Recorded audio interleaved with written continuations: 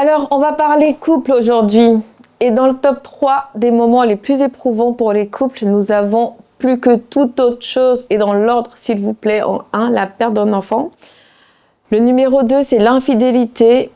Et la dernière épreuve, c'est plutôt une catégorie dans laquelle on met plusieurs choses à l'intérieur. On l'appelle les grandes épreuves de la vie quotidienne. Alors, les problèmes d'argent, chômage, infertilité, déménagement, différence de valeur, vous voyez. Donc, un couple qui a perdu un enfant, qui m'écoute, je vous apprends, je vous confirme tout ce que vous voulez, que vous avez vécu la pire épreuve qui existe sur la terre pour un couple. Quand on se marie, on prononce la phrase « pour le meilleur et le pire » pendant les vœux, et vous êtes en plein dans le pire. Donc, à la question pourquoi la perte d'un enfant vient séparer, diviser. Parce qu'on entend souvent, mais ils ont perdu un enfant, ils ne vont pas rester ensemble, se soutenir, s'entraider. La réponse c'est non en fait. On ne peut pas faire plus dur. Je pense que vous avez compris. Après avoir vu pourquoi, creusons un peu pour voir comment. Alors moi j'ai vu 2 cas un peu extrêmes, 2 cas qui s'opposent. Alors dans le premier cas de figure, par exemple, on est face à ce qu'on appelle souvent la goutte d'eau qui fait déborder le vase. Il illustre parfaitement l'expression. Et dans ce cas-là, le couple a déjà des problèmes bien connus. Il y a eu par exemple infidélité d'une part ou d'une autre, des problèmes de famille. En fait, mettez ce que vous voulez comme problème ou souci et le degré que vous voulez. Peu importe ce qu'il y a déjà eu comme effort. Ce qui a été promis. La perte d'un enfant vient comme la goutte d'eau qui fait déborder le vase, qui est le vôtre. Les petites tensions, l'envie de rien, la douleur et plus envie de faire d'efforts. Le couple se sépare, s'éteint. Je pense que tout le monde a déjà entendu l'expression « je reste à cause des enfants ». Mais la personne à cause de qui on fait des efforts n'est plus. Donc à quoi bon faire en fait? Et c'est la fin. L'autre, notre conjoint, n'en vaut pas ou plus la peine après tout le mal qu'il nous a fait. Le deuil vient accentuer tout ce qui n'allait déjà pas au sein du couple.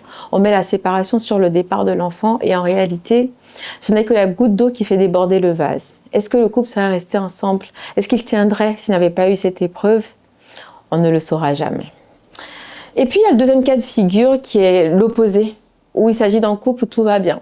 Sûrement de petites disputes du quotidien, mais rien de bien méchant.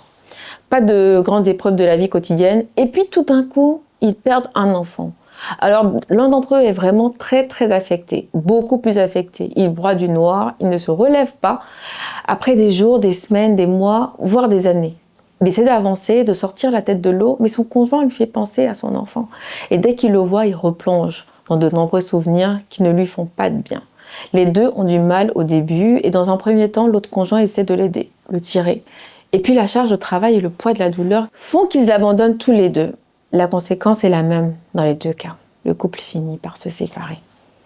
Alors on voit à travers ces 2 cas-là, je suis sûre qu'il en existe d'autres que je partagerai avec vous sous forme de post, que la perte d'un enfant vient séparer un couple. On ne sait jamais comment une personne réagira face à une épreuve. Il faut de la force, du courage et surtout un amour solide pour que des partenaires qui ont perdu un enfant continuent à vivre leur amour. Et c'est possible. Tous les couples ne divorcent pas après la perte d'un enfant, ils ne se séparent pas. Parfois, au cœur même du pire, naît une force nouvelle. Ils découvrent en eux et dans leur couple une force insoupçonnée, un nouvel élan de vie. Et leur amour, au lieu de s'éteindre, prend une profondeur différente. Comme si la perte ouvrait la voie à une seconde vie. C'est tout le mal que je vous souhaite si vous avez vécu cette épreuve.